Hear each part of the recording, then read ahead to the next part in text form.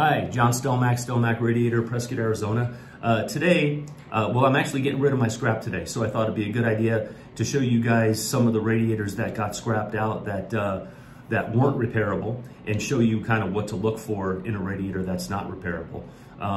You know, I never like having customers come down needing something, wanting their radiator fixed, and I tell them that I can't do it. You know, I fix things, that's what I do. But sometimes you got to pick your fights with these.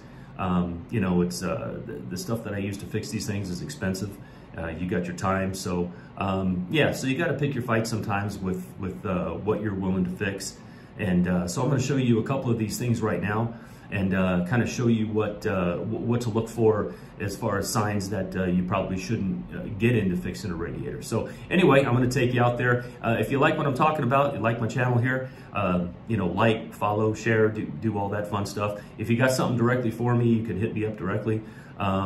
Anyway, yeah, let me show you these radiators, and hopefully I'll keep you out of a bad spot. How you doing? So I'm going to try to do this in the least awkward way possible, which I probably won't be very successful at. But anyway, this is a radiator that is no good, that got scrapped out. Now the main thing to look for, I'll try to get this out so you can see it, is, oh, let's see here. I'll try to get you right in here. There we go. Okay, see all those white caps on the ends? You kind of see them boom, boom, boom, boom, boom, boom, boom, going all the way down there.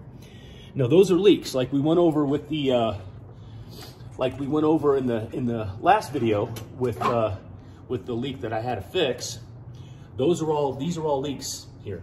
You know, a couple you can get into and be just fine, but when you get too many of them, you're probably not going to be able to do it. Now, in some places with certain radiators in the older days, before solder was really expensive, some people would take off the end cap and literally run the whole header, redo every tube, even both sides. But that's not particularly practical nowadays with the cost of everything. So you kind of have to use your own judgment as to what you're going to get into.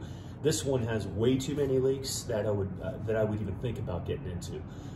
So yeah, this radiator is shot for that reason. So look for those little white caps on the end. If there's a ton of those, then it's always a judgment call, but if there's a ton of those, then it's probably not something that you want to get into. The radiator's no good.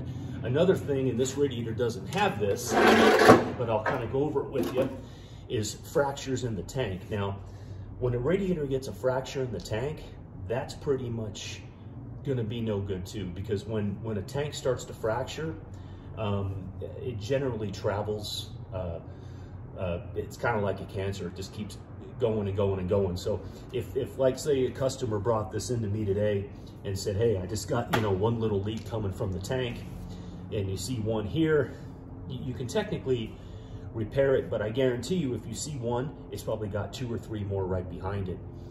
So yeah, I kind of make the customer aware of that, you know, hey, I can maybe fix this, but there's going to be more. If you see 2, 3, 4, don't even bother getting into it, because if you see 2, 3, 4, there's going to be 10, 15 right after it, you know, guaranteed. A bunch of little fizzers. Once these tanks start to go bad, they go bad. It's not an individual solder joint. It's an entire tank that will just go bad. The exception to that is sometimes you'll get a tank. There's a Toyota out there, that older Toyota, that the tank has a stamp in it, which is just how they made the tank. It has like a stamp, indentation in it, and it always leaks around that indentation because it's just kind of thin there where they made that. So if it's something like that, that's an individual kind of spot that you can see, like the whole tank isn't bad, but it's maybe just this area, then that's probably a lot more repairable. But if you have a tank that is just kind of randomly going bad, you know, starting to leak in the tank, fracturing, it's generally no good. You can end up chasing those leaks forever. So anyway, that's just a couple of things I wanted to go over with you guys, just to let you know kind of what to look out for, so you don't waste a lot of time with a bad radiator. So anyway, like, share, follow, do all that fun stuff. And like I said, I will keep, as things come up, I'm going to keep posting these things, you know, heater cores and different things that I'll eventually come across. I'll video it, put it up here for you guys to check out.